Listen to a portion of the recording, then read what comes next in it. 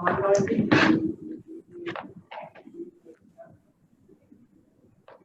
don't hear anything. Is it normal? I don't hear anything. Shall I start? Good afternoon. Welcome to our webinar sponsored by HQTS. My name is Stella So. I'm the Vice Chair of the Hong Kong Business Association Vietnam, and he will be your host today. Today's topic is the impact of EU-Vietnam Free Trade Agreement on your industry and how you can benefit. The webinar is organized by HQTS and co-hosted by Eurocham Vietnam. HQTS is a quality control company providing quality control inspections, factory audits, supply evaluations, consumer product testing, production control and management, as well as quality control consulting for Greater Asia. They have more than 1,500 employees present in 20 countries. They serve customers in both consumer products and industrial products, like in the field of automotive accessories, food safety services, energy and commodities, and all different kinds of retail products as well. So without further ado, let me introduce you to our speakers today. Our first speaker is Mr. Jean-Jacques Boufflet, who is now Vice Chairman of the European Chamber of Commerce in Vietnam. Hello, Mr. Boufflet. Hello. Hi. Mr. Boufflet served in the European Commission for 37 years and has participated in the negotiation of the WTO agreement and acted many years as litigator for the EU in the WTO dispute settlement panels. He also participated in the lead negotiators meetings of the EVFTA. Shortly, he will give us a brief introduction to the EVFTA and its opportunities. Our second speaker is Ms. Bùi Kim Thuy, Vietnam Senior Representative of U.S. ASEAN Business Council since 2018. Hello, Ms. Thuy.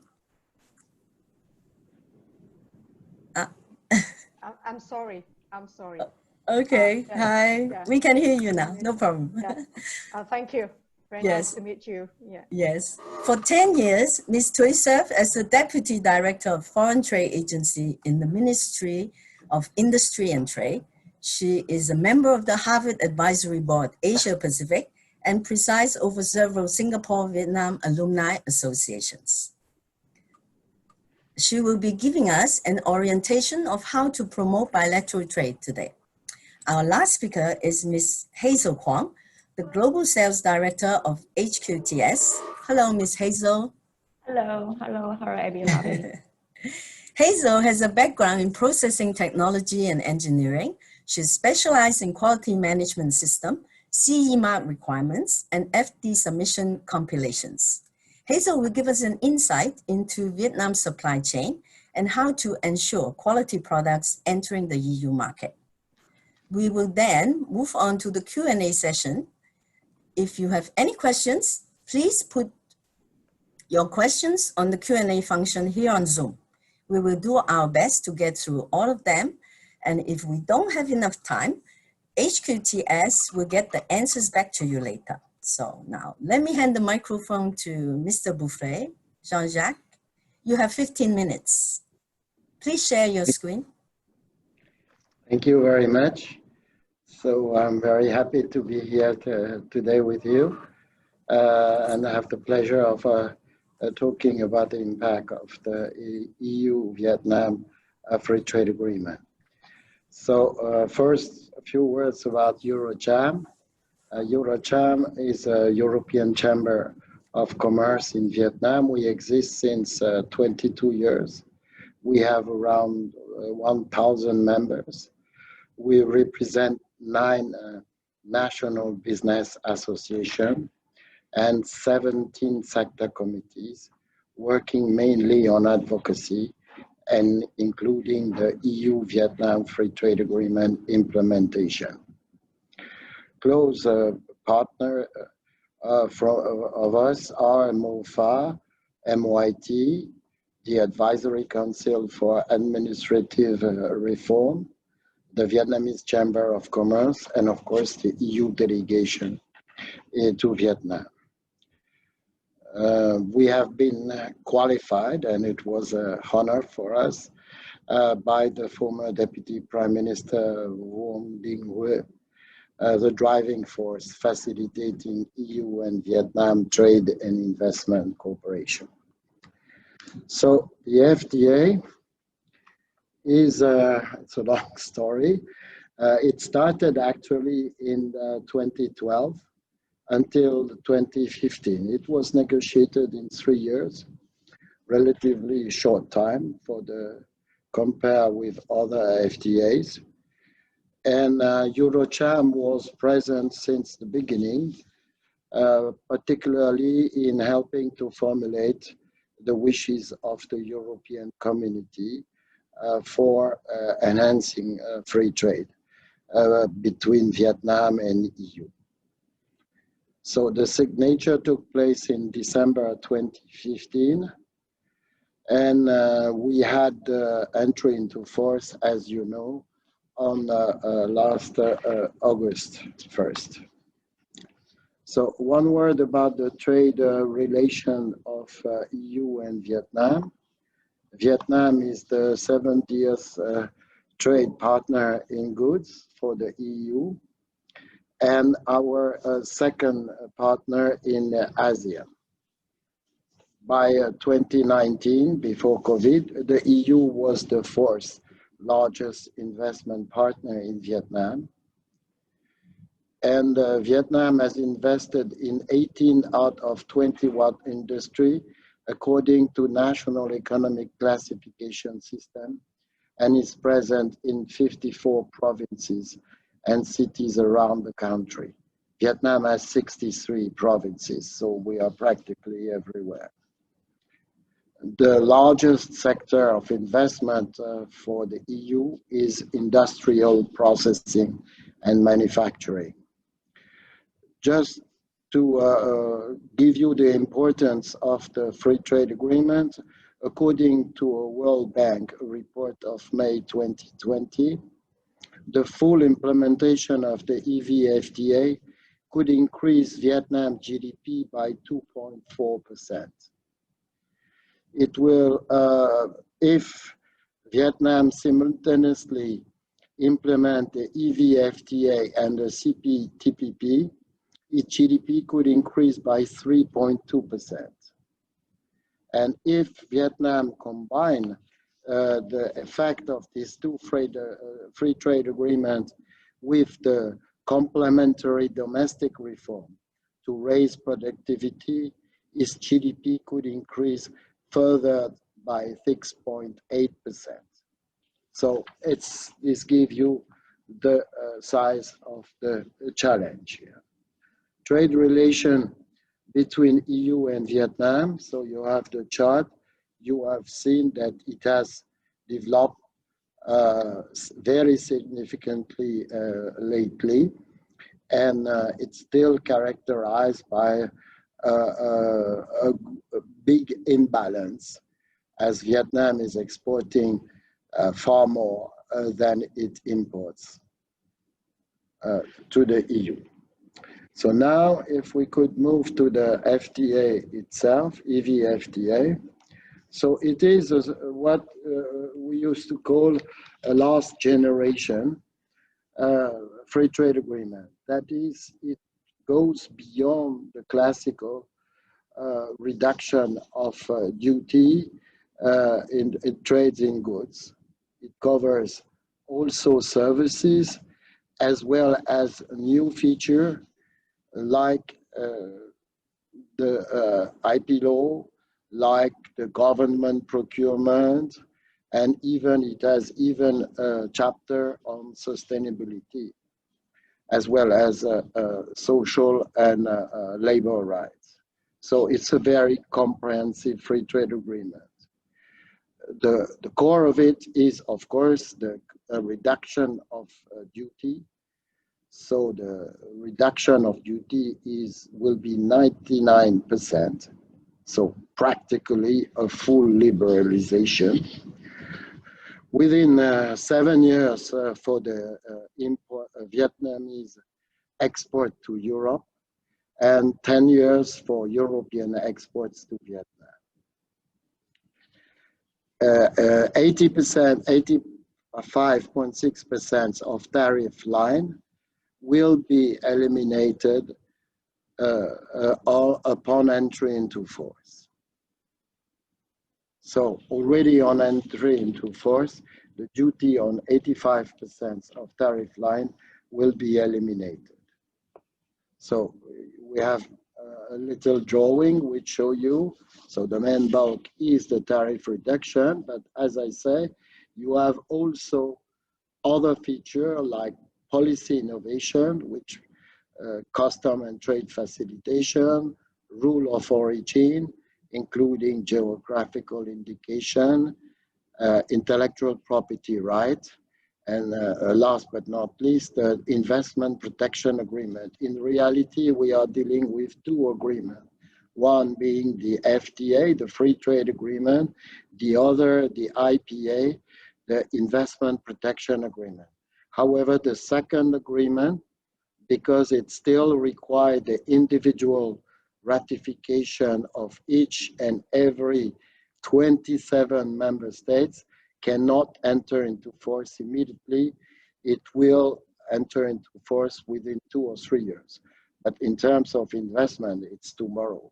So it means that you have to take your disposition already now.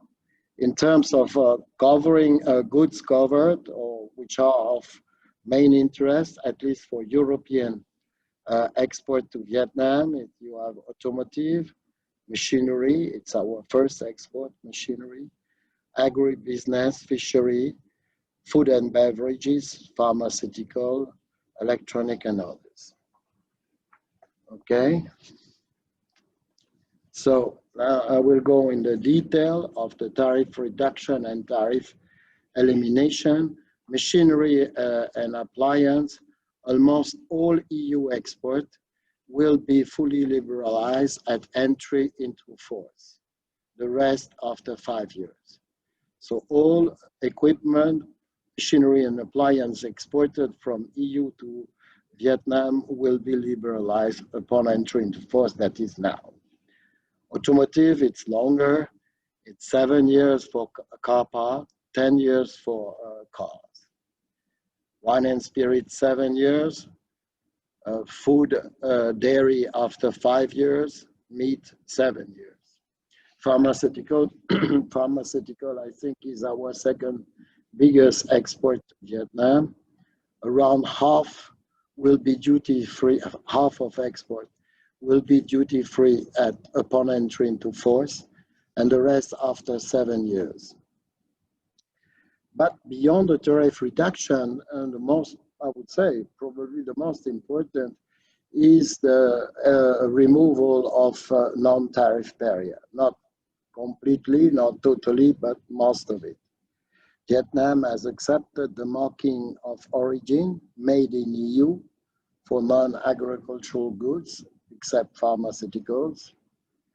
Of course, member states made in France, made in Germany, specific markings will continue to be practiced, so it will be up to the manufacturer to decide. In very important feature for automotive, the recognition of EU vehicle certificate of conformity after 5 years upon entry into force, so cars will be imported without being retested. So in terms of export opportunity, I think that's what interests most of the participants. Statistics developed by the Vietnamese Ministry of Industry and Trade show that it will increase the Vietnam export to EU could increase by 20% this year. Well, this is anticipation which were made before the COVID. So for 2020, I'm not so sure that it will be achieved. But what is important is that in 2030, that is within 10 years, it will be increased by 44%. So which is very significant, and it gives you the potential. Yeah. Vietnam is already among top 10 exporting countries to the EU. The tariff reduction and tariff elimination for EU companies, as I told you, machinery, automotive, wine and spirit, food, pharmaceutical. For Vietnamese company, if you intend to produce in Vietnam to export to EU, you have, of course, the agro-food sector, coffee, fresh fruit and vegetable, liberalized upon entry into force. That is, they are already tax-free. Yeah? Rice will be subject to a zero duty tariff, but within a quota. Seafood, 50% upon entry into force. Textile, 42.5% of tariff will be liberalized upon entry into force. The rest will be removed within 3 to 7 years. Computers and electronic, this is the first export of Vietnam to Europe. 74% of tariff will be liberalized upon entry into force. The rest within 3 to 5 years. So what can be the expected changes after the entry into force of the EVFTA? In terms of market access, you will have for services, the business services, environmental services, postal and courier services, banking and insurance, as well as maritime transport will be partially liberalized. Yeah. In terms of removal of non-tariff member, there will be a certain number of improvement. However, most of them will take few years, so they will not be produce their effect immediately.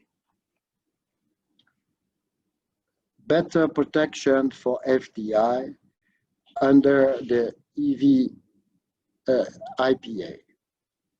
Bilateral agreement on the protection of foreign direct investment will be replaced by the European-Vietnam Investment Protection Agreement. Yeah.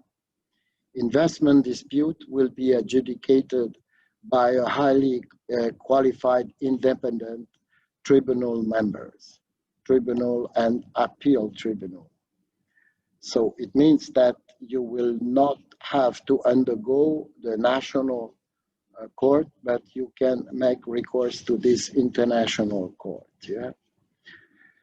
Better protection of intellectual property rights. You know, it is key for protecting the rights of the traders.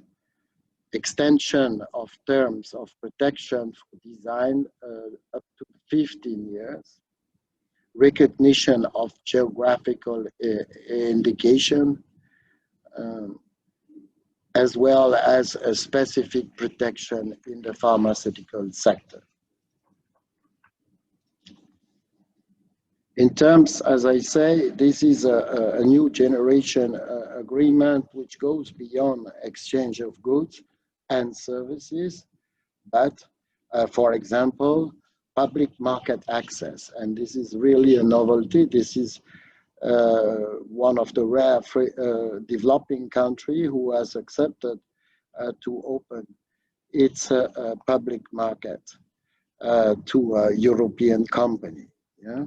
All public entities at ministries and central level, as well as to Mr. Buffet, you have one more yes. minute. You have one more minute.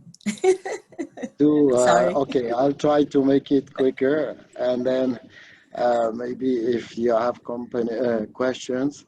So you need to know that public market for the city of Hanoi and Saigon will be also accessible to a European company. So transparency of custom procedure, etc. So investment trends in key sector, I think it's important for you to know what are the most trending sector: clean energy, food and agriculture, machinery and pharmaceutical. Here you have the detail, but I don't have time to elaborate on that, but you can see the slides on the investment trade.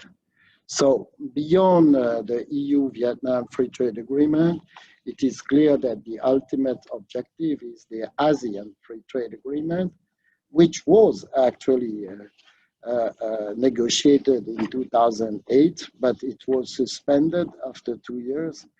But the idea is to resume the negotiation so as to be able to put in free trade both the two biggest market in the world, the ASEAN market and the European market. Yeah, this will be the next frontier, next achievement, and against this background, it is clear that Vietnam will play a key role as a hub.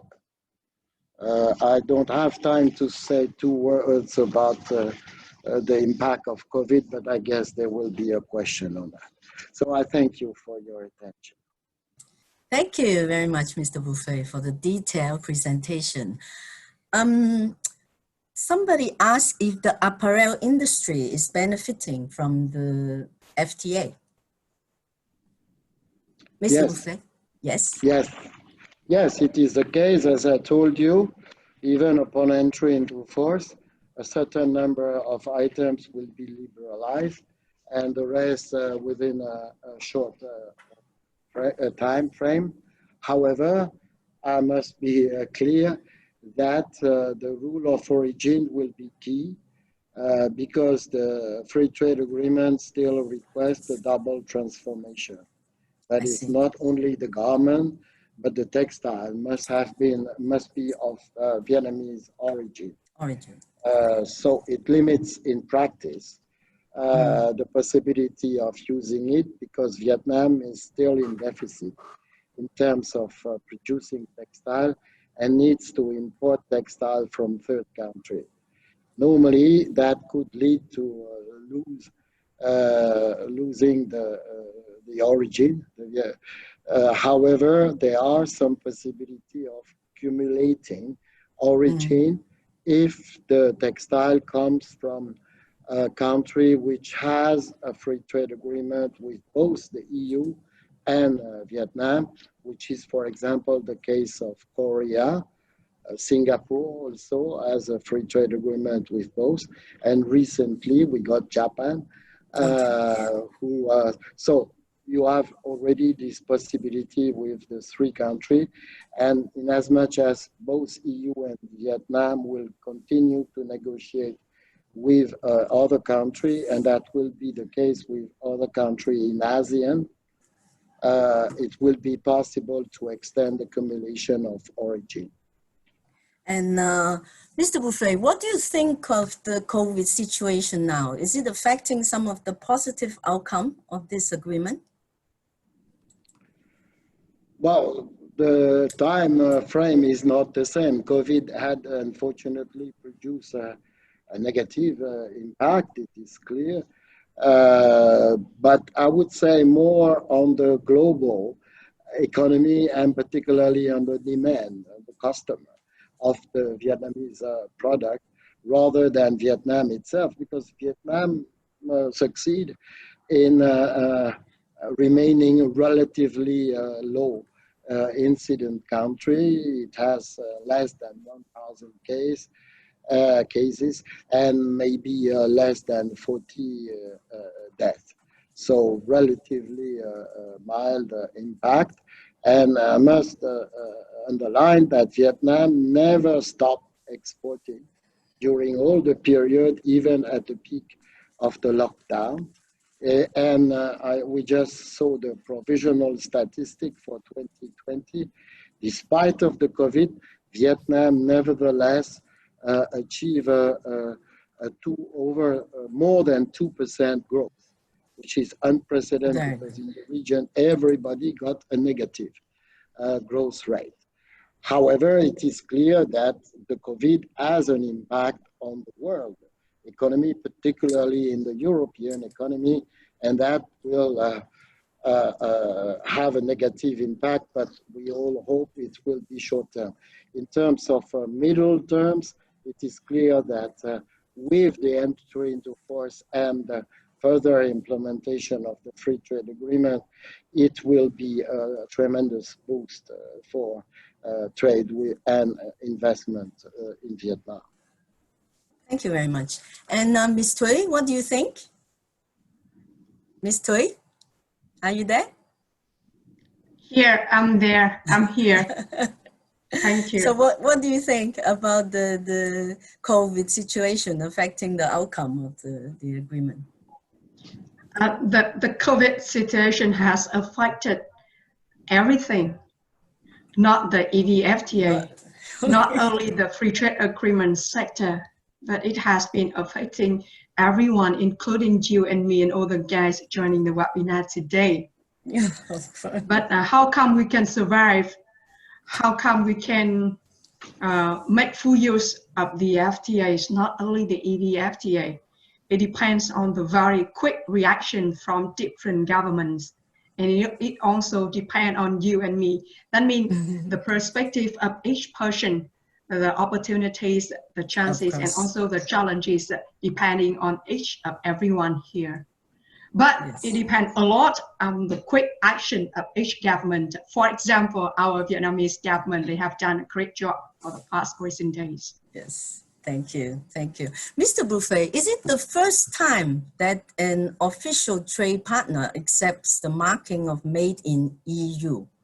So does it mean that we will see products in Vietnam very soon written, marked, made in EU? Yes, it is the case. It's the first time that in an agreement, a trade partner accept the made in EU mark of origin. As I told you, it will be alongside with the classical member states mark of origin. So in fact, the producer will have the choice to label is good, either as made in France, made in Germany, or made in the EU. And it is to be expected that we will see rapidly this goods, trend will be in many other Asian countries, or also will happen in Europe as well? This kind of marking? Well, I'm no more in the EU civil service, but I guess my former colleagues, now that when they are negotiating free trade agreement, they put a point in insisting on this disposition. Yeah? So Okay. I would tend to believe that it will be more and more the case in as much as we will have new free trade agreement.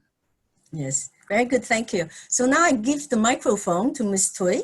Ms. Thuy is going to give us an orientation of how to promote bilateral trade. Ms. Thuy, please. Thank you.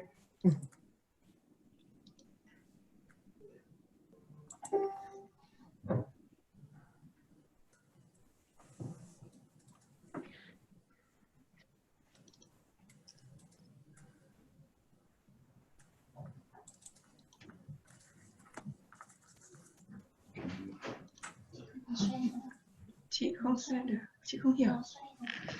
Thì.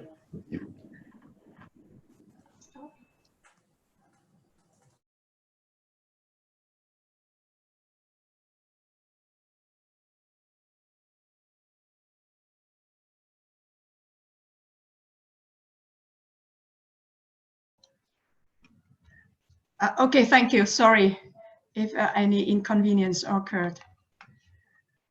For the very first verse, I would like to thank you, HQTS, for inviting us to be joining this very interesting webinar.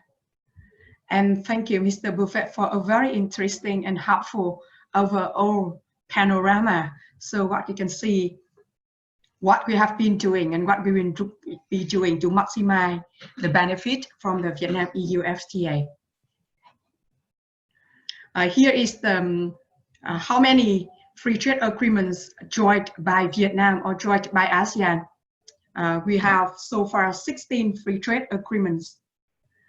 including EVFTA, as you can see on the screen. We have so far ASEAN, ASEAN Trade in Goods.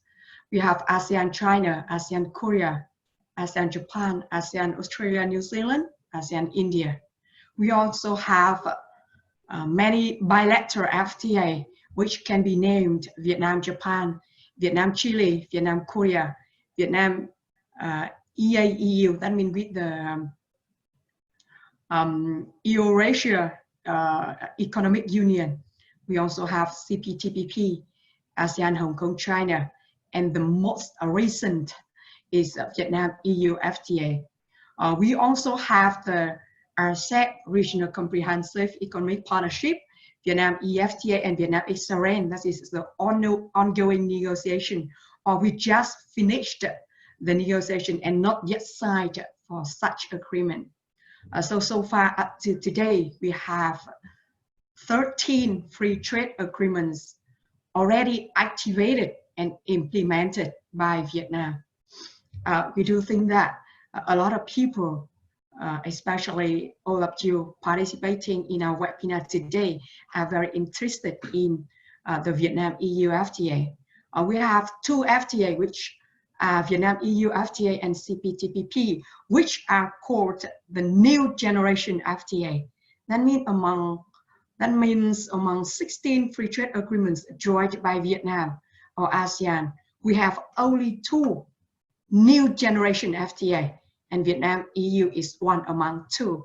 Why we call the new generation FTA? Because here we have the very new and advanced provisions that the others FTA, that means the rest of the FTA here is the 14 FTAs, they do not have such kind of advanced provisions like government procurement, as it has been mentioned in the presentation made by Mr. Buffet.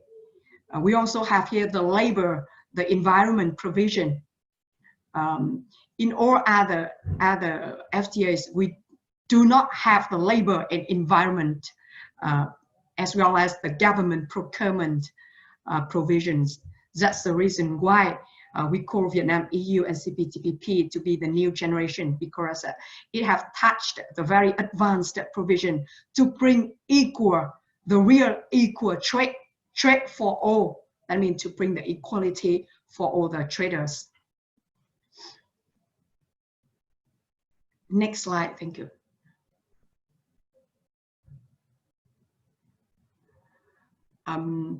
Here is the, we also in the position of trade surplus in the Vietnam EU 28 trade relations. And EU is the second largest import market in the world. While we account for only 2% of this market, that means that the exporters, producers from Vietnam, no discrimination between our private sector and the foreign direct investors doing business in Vietnam, provided that you are the producer and the exporters within the territory of Vietnam. You have a lot of chances, a lot of opportunities to export to EU 28 or EU 27 to cover for the rest, that means 98% of the market. The next slide. Next slide. Here, for textile, I really want to answer in a detailed for the questions raised from the previous presentation. That is there any opportunities for or benefit for textile and government sector? We do think that textile and government sector will have a lot of opportunities for exporting from Vietnam to EU. The reason why we think like that, because even though, as being mentioned by Mr. Buffet's presentation, it's not easy for producers and exporters from Vietnam to export to EU in order to get the preferential tariff treatment from textile and apparel segment, because here EVFTA applied the very stringent rule, which we call the fabric forward rule. Fabric forward rule means that from fabric from the the raw fabric into the finished fabric, from fabric, cut, make, and trimming into the finished apparel products. All of these steps must take place within the territory of Vietnam. If you cannot have enough textile, that means the input used for making garment, you can import the textile from outsiders, provided that the third party must simultaneously have the FTA with Vietnam and with EU. For example, in the previous presentation performed by Mr. Buffet, you mentioned very clearly we have the FTA with Singapore, we have ATIGA, and EU also have the FTA with Singapore. Vietnam have the Vietnam-Korea FTA, and we also have the ASEAN-Korea FTA. And Korea also have the FTA with EU that allow for the third-party accumulation here. That means the producers from Vietnam can take the input from Korea for further accumulation in Vietnam and then export to EU to enjoy the special tariff reduction from this FTA. Even though it's not easy, because according to our statistics from the customs data, we have only 12% of the textile that can be imported from Korea. That means 88% could not be imported from Korea, but from outsiders. And if you import the textile from outsiders other than Singapore or Korea so far, we hope in the near future we can import from Japan. That means you have to import from Taiwan or from China or from any other parties, and this FTA does not allow for further accumulation from any other outsiders like Taiwan or China. But we still do hope that the textile apparel section can enjoy the benefit from this sector. It stimulates the investment into the territory of Vietnam for making the textile in order to make the garment. Thank you. Next slide. For leather and footwear, provided that when EVFTA is adopted, nearly 40% of the tariff lines of footwear will enjoy the tariff of 0%, and the remaining will be gradually reduced to 0% according to a schedule from 3 to 7 years, depending on each specific age at court. The textile as well as apparel section, they think they will have the opportunities to account for more ratio of the market of the EU.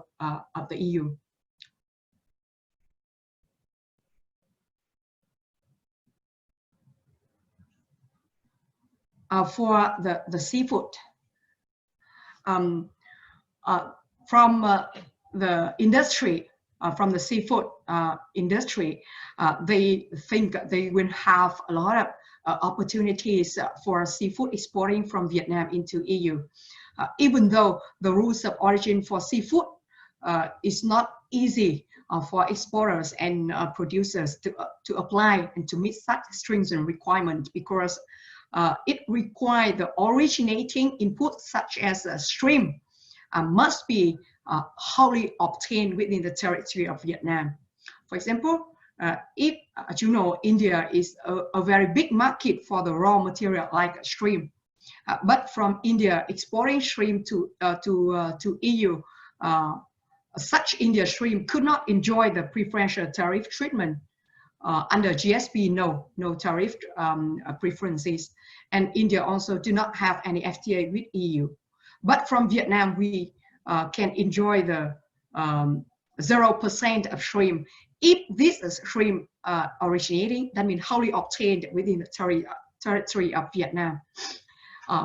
We import a lot of shrimp, that means raw shrimp from India, but we have to use the raw shrimp from India in order to export to other markets, not to EU, because if we use the shrimp from India and then further processing in Vietnam, and then export to EU, we could not enjoy the special tariff reduction.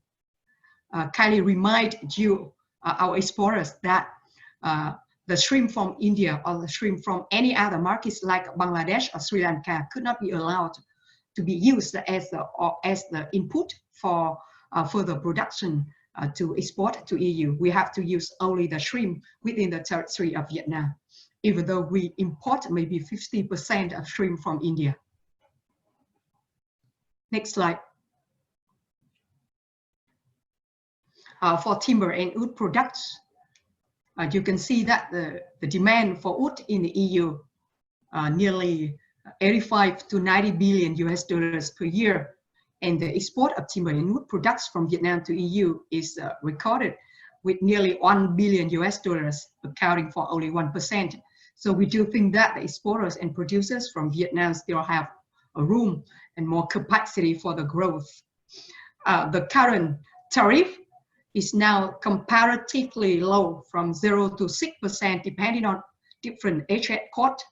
And when the EVFTA comes into effect, or taxes or tariff drop to 0%. The origin criteria for those products is quite flexible, allow for, that means the input can come from other territories outside of Vietnam, and then the further processing in Vietnam, provided that you meet the origin criteria of change in tariff classification, and then you export to EU to enjoy the tariff reduction of this FTA. Next slide. For fruits and vegetables, nearly 94% of such kind of products will be reduced from the tariff rate of 10 to 20% to 0%. But it's not easy for Vietnamese producers to export to EU, even though the tariff is very low to 0%, because producers and exporters have to meet a lot of barriers to trade. We call it the SPS and TBT, that means the sanitary and phytosanitary measures, a lot of technical requirements, not just only the tariff. You have to meet a lot of stringent requirements regarding to the SPS and TBT in order to access to the market of EU. Next slide.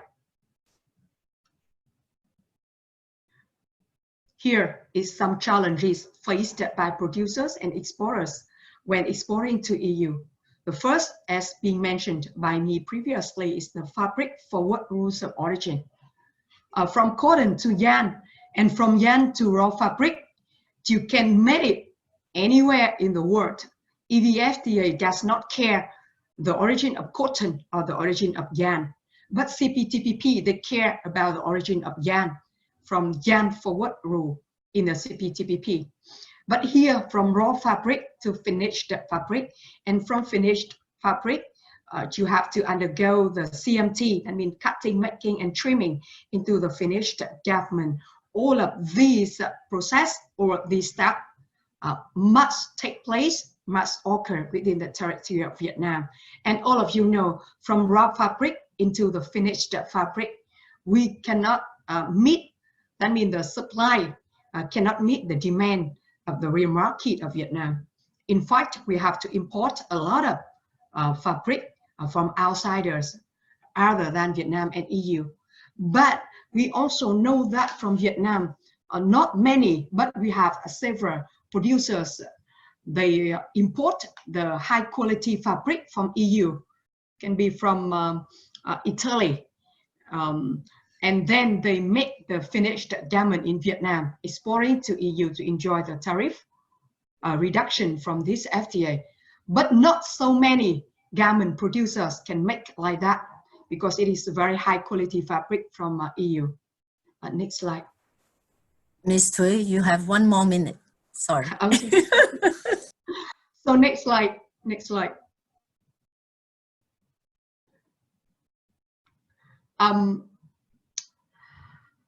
We do think that in order to compare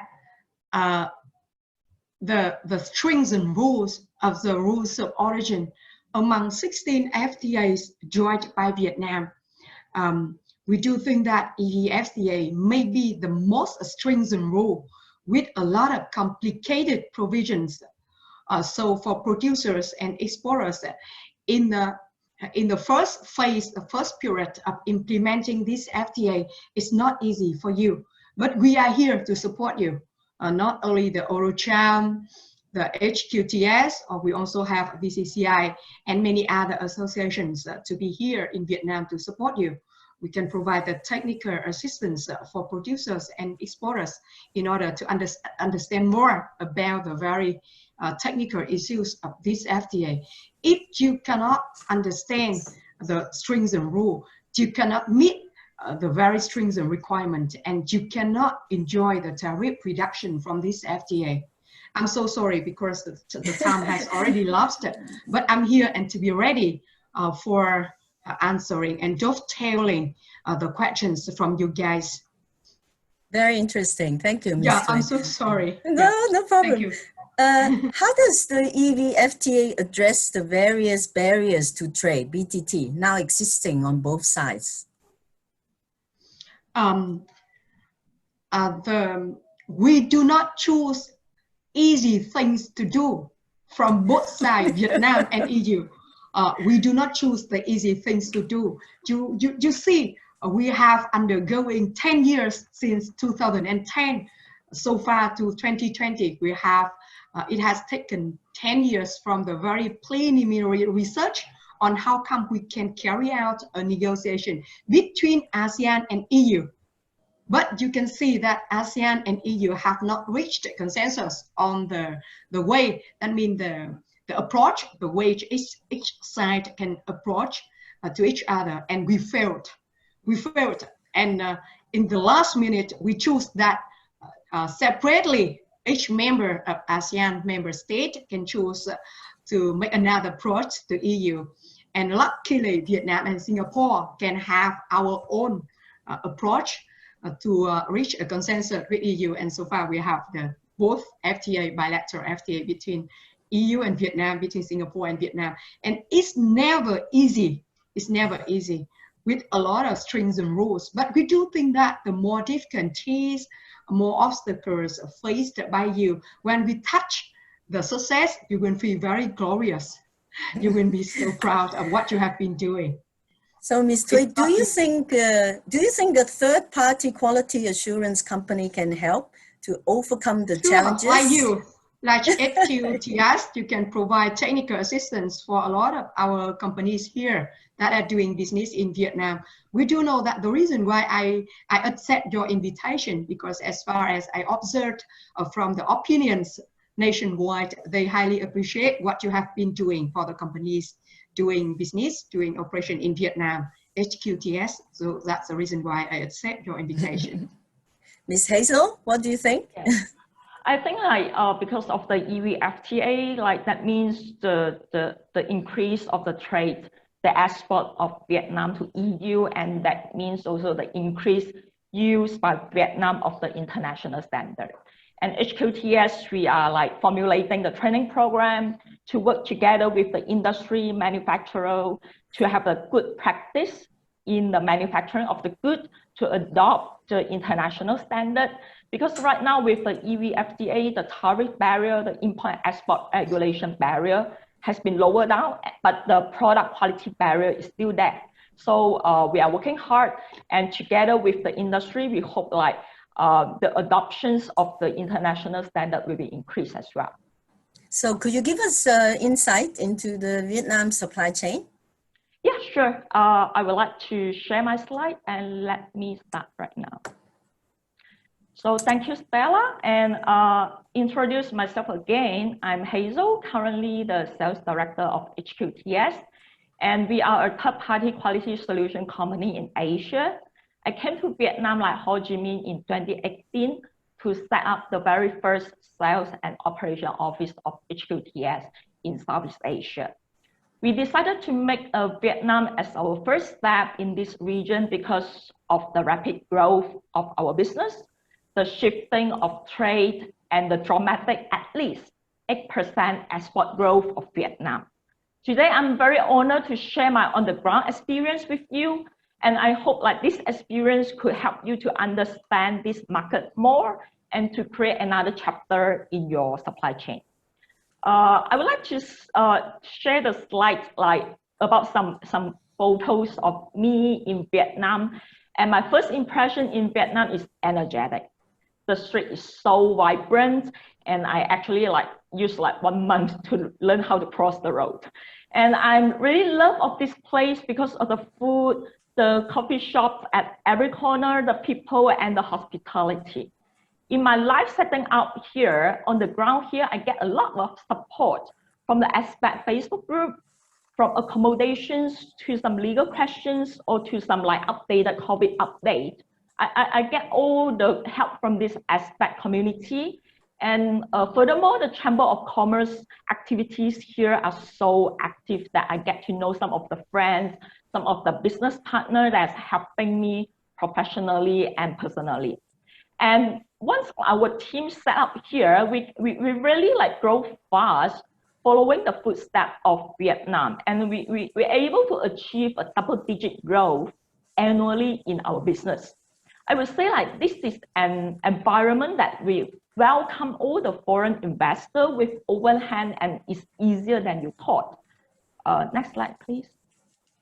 So for the shifting of the supply chain, no matter for the purpose of risk allocations to have another sourcing strategy, or the driver like the EVFTA, this free trade agreement to encourage the trade between the two regions, in recent years, we observe a substantial increase of inquiries about like checking the equipment in EU. We can also see the increasing purchase of mechatronic parts from EU. And at the same time, we also heard about the need to train up the local staff in the factory here in Vietnam. No matter to set up the social compliance policy, to have the lean production line, or to put things in paper and records and to track the product flow. I would say that this is a sign of the scalable factories here in Vietnam. Therefore, we are really excited to see how this EVFTA in the future 5 to 7 years to create the opportunities in these regions. Next slide, please. So like how to capture the supply chain opportunities? I would say like from what we observe, to capitalize on the opportunities of the shifting supply chain, Vietnam is to develop its infrastructure. According to the World Economic Forum's Global Competitiveness Report in 2019, Vietnam ranks 67th out of 141 in terms of the overall quality of infrastructure, 103rd in quality of roads, and 83rd in quality of port infrastructure. And actually, you can also observe this from the foreign direct investment of Europe, which is leading by the Netherlands, France, and UK, that their investment is all in the infrastructure, like a good quality infrastructure area. Say, for example, Hanoi, Quang Ninh, Ho Chi Minh, Vung Tau, or Dong Nai. So like I would say like to really like continue to become competitive in attracting the FDI, we can see like further developing the road network, port infrastructure, industrial park, and utility supply would be critical for Vietnam. Next slide. From the other side, what we always heard about from buyers, from the Europe buyers, especially our client populations, are the difficulty of sourcing. Everybody is paying attention to this market, but still not many of them taking the actual steps. There are obstacles. If you have previous experience sourcing in Vietnam, you may agree with me. First, we also get used to source from a platform. No matter the global source, Alibaba, or any of these platforms, you can send numerous RFQ at your tip of fingers, and then you get at least half of them to reply you within the week. However, this is not how it goes here. There are no unified and comprehensive platform yet in Vietnam, and you may not expect the same speed of replies. Besides, my client always also feedback to us like they are not able to enter the sourcing ecosystem here. They need to find the local trading companies, and it's not easy for them to work with the factory directly. If they are not able to work with the factory directly, it's not easy for them to customize and private label their product. And from my own experience in facilitating all these communications, out of my surprise, I came across with two kinds of responses. The first one, the MOQ, like the minimum order quantity is too small and they are looking for about 10,000 pieces. Or the second one, which is totally different, saying like 5,000 pieces are too much and these factories are looking for like less than 1,000 pieces and they're not looking to expand in the future. So look, like to place order with 500 pieces at first batch and then grow to 2,000 pieces seems to be experienced dealing with your previous factories, but like this may not always happen here. We also come across with some factories that work with only the domestic companies and they are not ready yet to do any export orders. So at the outcome, we also not like just now the two panels as already shared it, like they're not able to fully enjoy the benefit of FTA, especially for some industry because the upstream supply chain are still relying on the other countries. So in the outcome, majority of our clients, like they are following the footsteps of their previous factories. And then like if the previous factory like invest in Vietnam, then they're able to source it from Vietnam. So for all this matter, I believe like if we really like work together to grow with the Chamber of Commerce, with the industry, with the manufacturer, with the governments to grow this ecosystem together, then we can solve all these issues in the sourcing in Vietnam right now. Next. So as a third-party quality service company, HQTS, we hope to fill the gap. We are not putting this as any business strategy, but we just want to put it as the facilitation process. So because like with numerous inquiries of helping the clients to look for some good quality factory, we really hope like we're able to play some role in the matching process and to facilitate this sourcing process. So like we welcome all the factories to register your profile with us. And in our corporate newsletters like that we send out to our client every month, we hope to provide this as a piece of information.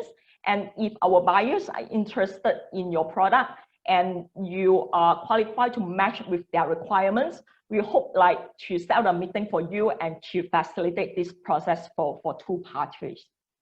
Next slide, please. So like in a trade, we always try to create a win-win situations. The buyer looks for the good factories, the factories looks for the good buyers.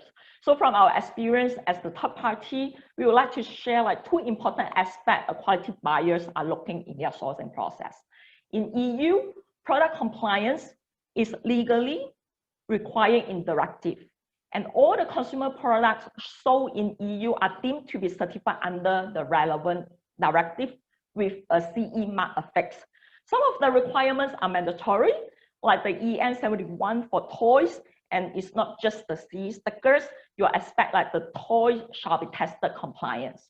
And if you are from the textile industry, garment industry, you may need to make sure yourself is compliant with the social responsibility requirements and social audit. So in addition to these regulatory requirements, remember in an international trade, any defective product will consume a lot of money to rectify at the point of destination. So please make sure like on quality and on time are the two elements factory or exporter could always work in advance. Next. Hazel, you have 1 more minute. Okay, sure, thanks. So at the end of my sharing, I only have 1 minute. I would like to give an example of the expectation gap of the factories and buyers.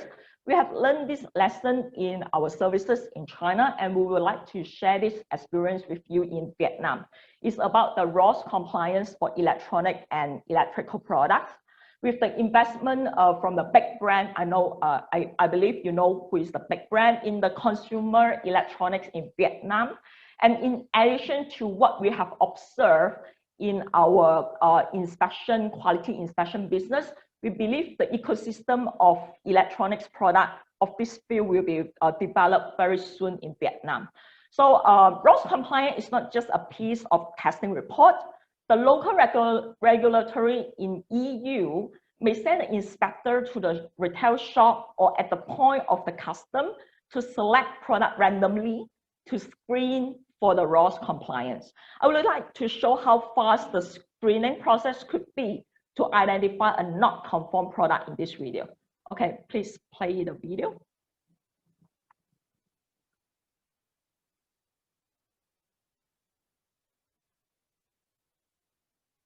So as you can see, we didn't edit this video at all. It only takes like less than 20 seconds to screen for the RoHS compliance. And at the end, I would like to say, like, just don't tender your luck with the mass production, especially you are doing the business with your European clients. And please only ensure like high quality product enter the EU market. And at the same time, we also like hope more quality buyers to source from this region and make use the advantage of this free trade agreement. Okay, thank you. That is my sharing. Thank you, Hazel, for sharing your experience. I have a question for Mr. Boufflet. Some of the audience would like to know, how will the market UK v Vietnam affected following the Brexit? Mr. Boufflet. Thank you. Well, until the end of the transition period, that is until the end of the year, UK will be treated as a still member of the European market, and as such it will benefit from the free trade agreement statute. So UK goods will benefit from the treatment reserved to European goods, and Vietnamese goods will accede to the British market under the same condition as to the rest of the EU. After the end of the transition period, UK will have to, the relations will have to be ruled by a free trade agreement between UK and Vietnam if it is signed on and implemented on time. I know that they are negotiating, they have some discussion, but we don't know when it will be completed. Of course, we don't know what are the conditions. It is likely to be expected that the conditions will be more or less the same. Probably UK will have to give more concession to Vietnam. I trust the Vietnamese negotiator to get maybe a little bit more out of UK, because UK is a smaller market. And of course, the price tag will be higher. There could be a problem of a rule of origin if goods is exported, European goods which are exported to Vietnam, incorporate a certain number of input from UK. If there is a free trade agreement between both between UK and both EU and Vietnam, it will be the same thing as for Singapore, for example. Accumulation of origin would be possible. However, again, it's a matter of time. Yeah, for the time being, nobody knows if there will be a free trade agreement with both. Yeah, if not, that will be an issue, because the presence of goods of other origin than European origin could lose the statute of European good. And when do you think is the feasible timeline for the conclusion of EU-ASEAN FTA? Well, we have to first to resume the negotiation. It has been closed in 2009, I think, if my recollection is good. So it will take a bit of time. Because the reason why we suspended this negotiation was the lack of consensus from several partners, and that's why the EU decided to switch on the bilateral free trade agreement to create building blocks and the critical mass which will enable to enlarge it to the rest of the ASEAN country. You have to keep in mind that some of these ASEAN countries are reluctant, for example, to liberalize their service, to liberalize their public procurement, etc. So it was, I personally took part in the negotiation of the free trade agreement, ASEAN free trade agreement a few years ago. And after 2 years of, we were still diverging whether we would have negotiating groups or discussion groups on certain issues. So it will require really a change of position for some of the developing member of ASEAN, particularly because they already enjoy some form of privilege, access to the EU with the Everything But Arms initiative given by the EU unilaterally. The LDCs country, and you have 3 of them in ASEAN, can export their goods to EU, practically all goods except some agricultural goods in exemption of duty. So they have no benefit in having a free trade agreement, and at the same time, they don't have to give a counterpart. Yeah.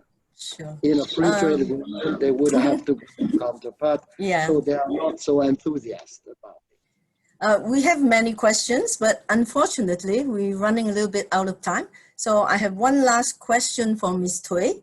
How do you think Vietnam can do better in the enforcement of the intellectual property rights? Ms. Thuy? Thank you for your questions. Maybe from you or maybe from participants. We can do better, provided that the implementers, here is the producers, the exporters, and the enterprises, can have more opportunities to reach to the transparency of the legal system, including all the legal documents related to the EVFTA, provided that the business community can receive more technical assistance from such kind of projects or organizations. Because EVFTA is not easy if we do not say it is the most stringent FTA when compared with other FTA. That's the reason why Mr. Buffet said that ASEAN will lack of the consensus when reaching a comprehensive FTA with EU. It's not easy for us, but provided that the private sector, the business community have chances or opportunities to reach, that means they have the opportunities to reach to the transparency of the legal system. And they have more opportunities to receive technical assistance, to understand more, to be equipped with more understanding about this FTA so that they can implement it better. Thank you, Ms. Thuy, for your opinion. Transparency of the legal system, including Yes. the legal documents of the EVFTA. Of course, yes. Unfortunately, we will have to wrap up today. Here we thank all our speakers for giving us such insightful presentations today. Many thanks to HQTS for organizing this. Thank you, EuroCham Vietnam, for co-hosting. And we thank all of you for your participation. Please leave your email and company name at the Q&A section if you want to receive the recorded video. And all the unanswered questions, HQTS will answer you later. Please visit the website of hqts.com. They specialize in quality control inspections, factory audits, and have offices in more than 20 countries that can assist you. If you have more questions, you can send them in later. Thank you, everybody, and hope to see you again. Thank you.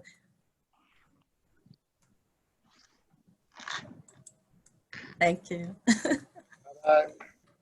Bye-bye. Au revoir. Merci.